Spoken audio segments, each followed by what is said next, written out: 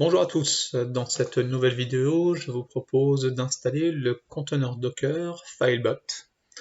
Filebot, en fait, c'est une application Java qui permet facilement de renommer vos fichiers vidéo, notamment des films, des séries, afin de les intégrer plus facilement dans votre Media Center, comme Jellyfin, Plex, MB. Dans cette image Docker que j'ai sélectionnée, la version de Filebot en fait est la version 4.7.9, c'est la dernière version gratuite qui permet justement d'accéder à ces fonctions de renommage. Alors l'image Docker Compose que j'ai retenue est donc celle-ci, RunHS Filebot. Donc il n'y avait pas forcément de fichier Docker Compose qui était proposé, donc on avait la commande Docker Run. Donc je me suis fait moi-même un petit Docker Compose que je mettrai bien sûr à disposition sur le blog. Donc on va aller dans Portainer, on va s'ajouter une stack.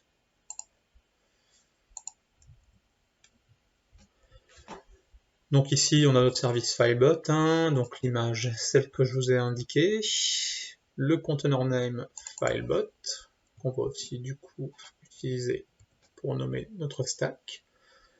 Network mode, donc on se met en bridge. Au niveau des volumes, on va voir tout ça après, mais donc on a un volume pour stocker la configuration et un autre en fait pour stocker l'emplacement où on va stocker nos fichiers à renommer. Au niveau des ports, donc c'est le port 8080 pour se connecter, donc moi je l'ai mappé vers le port 8090 de mon host, donc de ma machine. Et au niveau de la politique de redémarrage, comme d'habitude, unnet stopped. Alors moi, mes fichiers en fait de configuration Docker, je les mets sur un média partagé. Donc je remplace pass2 par serveur, mon disque, Docker data, et donc après derrière Filebot config. Et donc au niveau du répertoire où je stocke en fait les fichiers que je vais utiliser, enfin là où que je veux renommer via Filebot.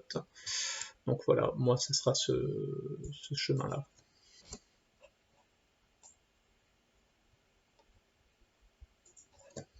Je sais pas ce qui s'est passé sur le copier-coller, un petit souci. Donc voilà, c'est tout au niveau de la config, donc c'est plutôt très simple. Donc ensuite, on sauvegarde.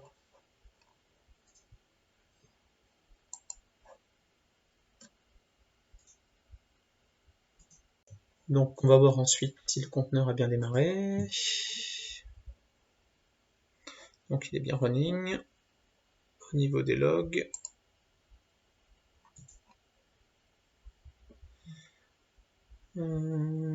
timeout, ok, c'est en train de démarrer. Voilà. Pour se connecter ensuite, c'est assez simple.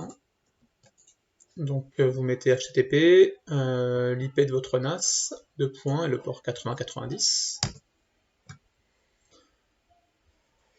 Et vous arrivez en fait sur cette interface. Donc on va prendre un petit exemple. Alors on va faire cliquer sur Load. Donc vous voyez en fait sur mon répertoire storage, j'ai donc mis ce petit fichier.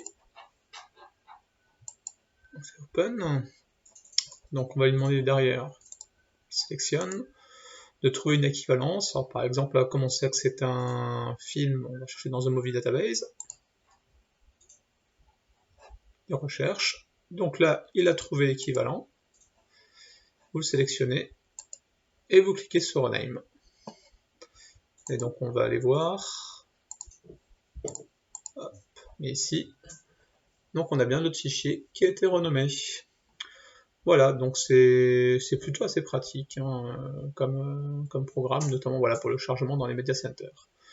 Bah écoutez, j'espère que ça vous a intéressé cette vidéo et je vous dis à la prochaine.